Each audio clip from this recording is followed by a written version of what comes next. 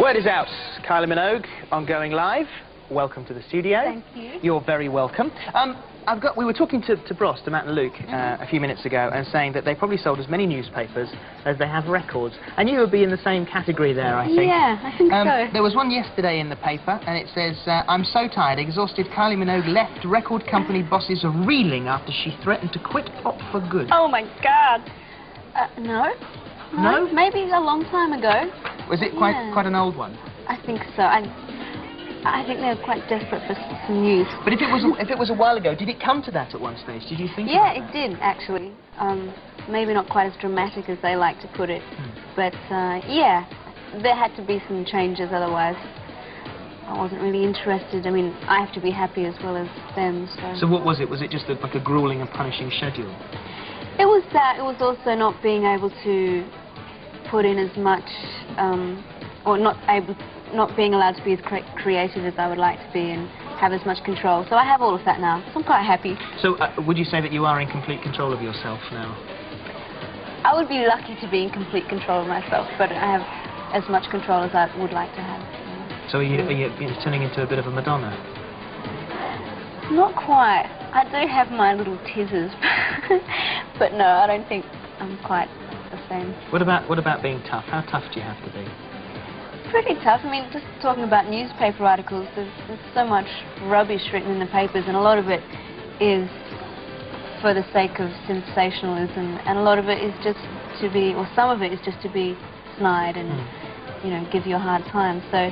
But once again, we were saying before that that sort of thing, sort of being a pop star and being in the papers, sort of go hand in hand. They do, and I don't think that it should. I mean, people say, well, you should accept that, you know, it's part of what you do. It doesn't have to be. Unfortunately, it is, but there's no reason why it should be. But I cope. Does it get to the stage where you like drag your hair out and think, that's it, I am going to pack it in, I'm going to do something else? Yeah, I do. I think most people do, no matter what their profession is. You have days where you just are desperate to do something different and do something else. So I definitely have those days. What would you do? A bit of shopping, perhaps. This would be the new career, shopping. Yeah, professional Kylie. shopper. Oh, if I'm having a bad day, I'll probably, I don't know, go to the movies or call up friends or go out. Just try to not think about what's bothering me. How often is it possible for you to be normal? Well, I tend to do things as normally as anyone else would. Did you go on a bus? I did go on a bus a while ago. I was so excited. Like a 5-year-old on the bus. So I wouldn't say I do those things, well, far from regularly, but for me it's more like a novelty to do something that is considered normal. If you were going to live that life, that new life, just maybe for a couple of weeks, I think you'd probably get to miss the superstardom of pop after a while. That glittering road of pop. Probably. It's taken me so long to get used to it, I'd probably...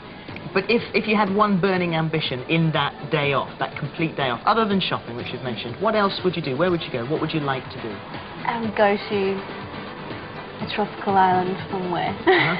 I'm doing all the lazy things, aren't I? Holidays, shopping. Do you mean what other profession would I like to do? Tropical island is good enough. I mean, that's good enough. But professionally as well, yeah. Professionally, I really don't know. I mean, I know that if and when I stop doing this, I will still be involved in business of some sort. I don't know what, but I would like to, you know, have a business of my own or partnership with someone. Have you thought how that would be, in what area you would like to move with the business? I mean, are you talking about sort of a shopping chain, stores, I really or don't restaurants? know. Don't know. I mean, I just know that I wouldn't like to do nothing. And who would you take to your tropical island? Well, that's a trick question, isn't it? Oh. Me? I don't know. I don't believe you. I don't blame you. Who would it be? Who would you take? Oh, a certain friend of mine. Okay. Whose first name would be? Oh yes, we know him. Yeah. We know him.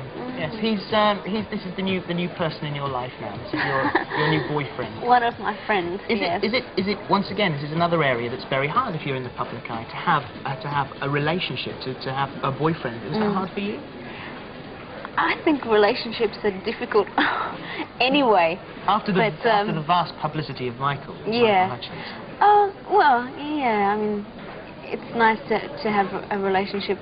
It's a very personal thing. You don't want everyone, firstly, knowing about it. Secondly, they don't really know about it. They think they do. They think they know everything. But in actual fact, they know next to nothing about the way you feel about each other, about yourself, about anything, you know. So sometimes it can be really mixed up and taken. Will he come on tour with you, do you think? Will he be standing there in the wings and willing you on? I don't know. Actually, my London show I'll be quite nervous at because most of my friends will be there. And is it all ready? Is it all planned and you're all sorted for it now? At the moment, working on the choreography and getting the set list together and stage, so it's all coming together. It's a very dancey show. You came on the Radio 1 Row show when I was down in Plymouth, yeah. and it is a very dancey show, isn't it? Incredibly, so I'm like trying to get fit. Working out. Now. Yeah. You're working out. And there is a possibility, if you are a fan of Kylie and you would like to go to one of the concerts around the country, that you could go for free. You've got to get yourself there, but we'll provide the tickets. What's the question to win those tickets? The question is, okay, my album's called Let's Get To It. If you were to go to Queen Maud Mountains, where would you go?